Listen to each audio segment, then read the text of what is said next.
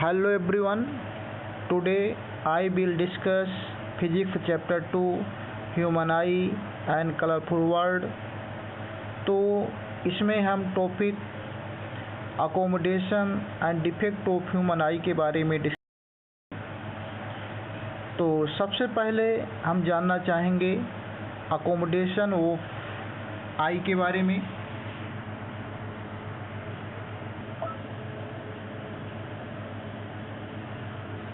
तो इसमें हम जैसे डिस्कस कर रहे थे अकोमोडेशन ऑफ ह्यूमन आई, तो it is a process in which the ciliary muscle changes the focus length of our eye. It is being done in order to get a clear image on the retina. जैसा कि इसमें आपने देखा कि जो accommodation of आई होती है, इसमें होता क्या है कि जो हमारी आँखों की फोकस लेंथ होती है वो सिलियरी मसल के द्वारा चेंज कर दी जाती है ताकि जो इमेज है वो रेटिना पर क्लियर बन सके। तो जो सिलियरी मसल्स होती हैं ये बेसिकली हमारे जो है जो लेंस होता है हमारी आँखों का, तो उसकी जो है पोजीशन को मेंटेन करने का काम करती हैं।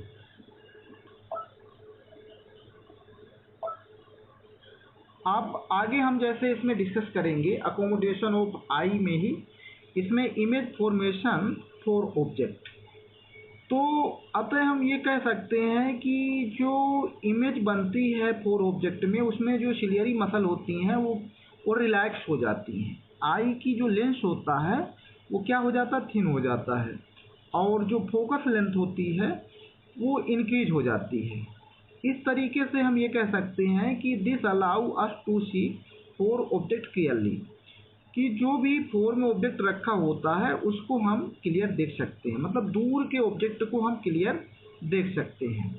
अब आगे हम डिस्कस करेंगे नियर ऑब्जेक्ट के बारे में। तो इसमें क्या होता है कि सिलियरी मसल कंट्रोल्ड, इसमें जो सिलियरी मसल होती हैं वो कॉन्ट्रैक्ट हो जाती हैं, आई लेंस बिकम थिक, और जो हमारा आई लेंस होता है वो थिक हो जाता है। हेंस फोकस लेंथ डिक्रीजेज, और जो फोकस की लेंथ होती है वो डिक्रीज हो जाती है। तो इट मीन्स हम ये कह सकते हैं कि इसमें जो नियर ऑब्जेक्ट होता है इसमें हमारी जो है जो सिलियरी मसल होती हैं कॉन्ट्रैक्ट हो जाती हैं, और जो लेंस की जो है थिकनेस होती है वो इंक्रीज हो जाती है, और फोकस लेंथ डिक्रीज हो जाती है। तो इस तरीके से this allow us to see near object clearly, इस तरीके से ये पास में रखी हुई ऑब्जेक्ट को देखने के लिए अलाउ करता है। आगे हम डिस्कस करेंगे defect of vision and their correction. तो जैसा कि आपने देखा होगा कि बहुत से लोग जो है स्पेक्स लगा करके रखते हैं। तो स्पेक्स जो है जो लगाते हैं, तो आपने कभी ये सोचा है कि आखिर इन लोगों को स्पेक्स क्यों लगा होता है? तो मैं आपको बता देना चाहता हूँ कि लोगों को जो स्पेक्स लगा होता है वो आई में डिफेक्ट के कारण होता है। तो अब हम डिफेक्ट ऑफ विजन और करेक्शन के बारे में डिस्कस करेंगे। तो हमारी जो आई होती है इसमें 3 डिफेक्ट देखने को मिलते हैं, जिनमें first myopia defect, second first जैसे हमने बताया कि myopia defect, second hypermetropia defect जिसको हम फोर साइटनेस के नाम से भी जानते हैं, और थर्ड है जो है इसमें प्रेसबायोपिया डिफेक्ट। अब हम इसमें जैसे डिस्कस करेंगे, फर्स्टली इसमें defect of vision their correction, it means हम मायोपिया के बारे में जो है डिस्कस करेंगे। तो this is also known as near sightedness, ये जो है जो मायोपिया डिफेक्ट होता है इसको हम नियर साइटनेस डिफेक्ट के नाम से भी जानते हैं। In this a person is able to see near object clearly but unable to see far object clearly. Myopia defect में जो पर्सन होता है वो पास में रखी हुई चीज़ों को क्लियरली देख पाता है और दूर में रखी हुई चीज़ों को क्लियर नहीं देख पाता है। In a myopic eye hence image is being form in front of retina, इसमें जो इमेज बनती है वो रेटिना के पहले बनने लगती है। तो अब आएगा आखिर मायोपिया जो डिफेक्ट होता है इसके क्या कोजेज हैं, आखिर ये डिफेक्ट होता क्यों है?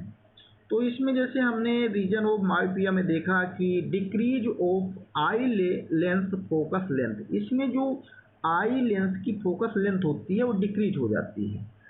And increase elongation of eye ball, इसमें आई बॉल जो होती है उसकी जो साइज होती है वो इंक्रीज हो जाती है, जिसमें जो इमेज होती है जैसे आँखों की जो है जो आई बॉल की साइज अगर इंक्रीज हो जाती है और फोकस लेंथ जो है डिक्रीज हो जाती है तो रेटिना के पहले इमेज बनेगी। और इस मायोपिया डिफेक्ट के करेक्शन के लिए हम जो है कॉनकेव लेंस का यूज करते हैं। कॉनकेव लेंस का इसलिए यूज किया जाता है क्योंकि जो कॉनकेव लेंस होता है एक डाइवर्टिंग लेंस होता है। तो कॉनकेव लेंस का यूज करने के बाद स्पेक्स में जो इमेज रेटिना के पहले बनती थी वो इमेज फिर से रेटिना पर बनने लगती है और उस पर्सन को दूर रखी हुई जो चीज़ें हैं वो भी क्लियर दिखने लगती हैं। आगे हम डिस्कस करते हैं हाइपरमेट्रोपिया डिफेक्ट के बारे में। तो जो हाइपरमेट्रोपिया डिफेक्ट होता है तो ये एक तरीके से देखा जाए मायोपिया जो डिफेक्ट होता है उसके अपोजिट होता है। इसमें बेसिकली होता क्या है कि this is also known as far sightedness, इसको हम फोर साइटनेस के नाम से जानते हैं। In this a person is able to see far object clearly but unable to see near object clearly. इसमें जो पर्सन होता है वो दूर रखी हुई चीज़ों को स्पष्ट देख पाता है और पास में रखी हुई चीज़ों को स्पष्ट नहीं देख पाता। जैसे एक स्टूडेंट है वो क्लास में बैठा हुआ है लास्ट बेंच पर और उसको ब्लैक बोर्ड क्लियरली वो जो है ब्लैक बोर्ड में जो भी लिखा हुआ है वो क्लियरली पढ़ पा रहा है, देख पा रहा है, लेकिन वो पास में जो उसकी बुक रखी हुई है उसमें वो क्लियर नहीं पढ़ पाता। तो इस तरीके से हाइपरमेट्रोपिया डिफेक्ट में दूर की ही चीज़ों को स्पष्ट देखा जा सकता है और पास की जो चीज़ें होती हैं उसको स्पष्ट नहीं देखा जा सकता। इन अ हाइपरमेट्रोपिक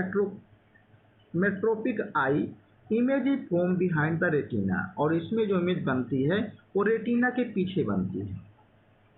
इसके कारण क्या है? रीजन्स ऑफ हाइपरमेट्रोपिया, तो focus length of eye lens increase, इसमें जो आई लेंस होता है उसकी फोकस लेंथ इंक्रीज हो जाती है। And shortening of eye ball, और आई बॉल की जो साइज होती है वो डिक्रीज हो जाती है, जिससे जो इमेज है वो रेटिना के पीछे बनती है। और इस हाइपरमेट्रोपिया डिफेक्ट के करेक्शन के लिए यूज किया जाता है। तो lens is use to correct hypermetropia defect, क्योंकि जो कन्वेक्स लेंस होता है वो एक तरीके से कन्वर्जिंग लेंस होता है और उतने ही पावर का कन्वेक्स लेंस यूज किया जाता है, जिससे जो इमेज होती है जो रेटिना के पीछे बन रही थी वो इमेज फिर से रेटिना पर बनना शुरू हो जाती है। तो इस तरीके से हमने जो है आपसे डिस्कस किया हाइपरमेट्रोपिया डिफेक्ट के बारे में। और जो थर्ड डिफेक्ट है वो है प्रेसबायोपिया। तो प्रेसबायोपिया के बारे में हम जो है अब डिस्कस करेंगे कि जो प्रेसबायोपिया डिफेक्ट होता है this is also known as old age hypermetropia. ये जो प्रेसबायोपिया है इसको हम ओल्ड एज हाइपरमेट्रोपिया डिफेक्ट के नाम से जानते हैं।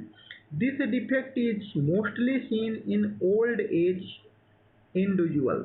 ये जो ओल्ड एज पर्सन होते हैं उनमें इंडिविजुअल तरीके से देखी जाती है, क्योंकि जो प्रेसबायोपिया डिफेक्ट होता है इसमें जो ओल्ड पर्सन होते हैं ना वो पास का देख पाते हैं और ना ही दूर का देख पाते हैं clearly. It causes difficulty is seeing both near and four object clearly. Presbyopia जो डिफेक्ट है इसके क्या रीजन्स हैं? तो weakening of ciliary muscle, decreasing flexibility of eye lens. इसमें जो हमारी सिलियरी मसल होती हैं वो वीक हो जाती हैं और आई लेंस की जो फ्लेक्सिबिलिटी होती है वो डिक्रीज हो जाती है। इस तरीके से प्रेसबायोपिया डिफेक्ट के करेक्शन के लिए हम कॉनकेव लेंस और कॉन्वेक्स लेंस दोनों ही लेंस का यूज करते हैं। Thank you so much. अब हम नेक्स्ट जो है आगे डिस्कस करेंगे थर्ड पार्ट में, जिसमें rainbow formation, scattering of light and dispersion of light के बारे में डिस्कस करेंगे। Thank you.